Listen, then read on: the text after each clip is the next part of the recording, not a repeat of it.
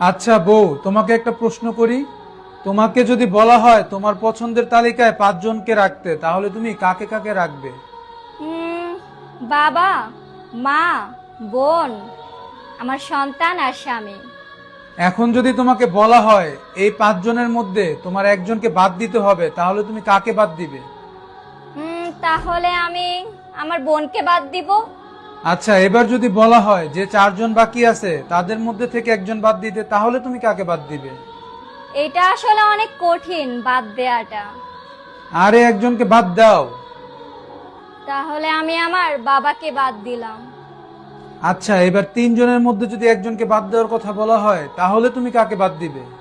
তুমি আমাকে এসব কি প্রশ্ন করতেছো? দেখো, এগুলো আমার জন্য অনেক কঠিন হয়ে যাচ্ছে। আরে বলো না তুমি কাকে বাদ দিবে, একজনকে বাদ দাও।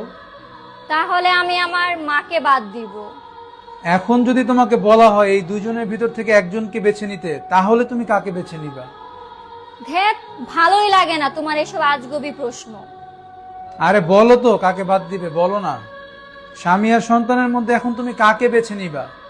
তাহলে আমি আমার স্বামীকে বেছে নিব।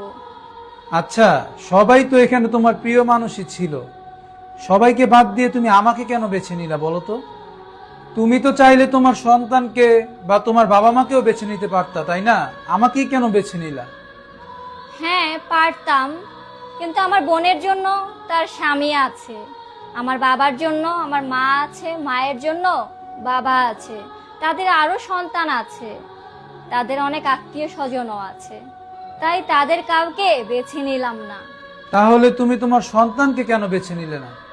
সন্তান একদিন বড় হবে, ওর আলাদা সংসার হবে, তখন হয়তো ও মাকে সময় দেওয়ার মতো ওর কাছে সময় হবে না। ও এতটাই ব্যস্ত হয়ে যাবে যে মাঝে মাঝে মায়ের কথাই ভুলে যাবে হয়তো।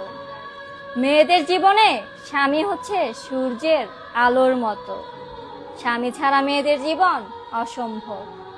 একটি নারীর জীবনের শেষ পর্যন্ত যদি কেউ পাশে থাকে, সে হলো শুধুমাত্র স্বামী। স্বামীকে সুখে দুঃখে একটি নারীর জীবনে অনেক প্রয়োজন। সেম, একজন স্বামীর জীবনেও শেষ পর্যন্ত একজন নারীকেই অনেক প্রয়োজন।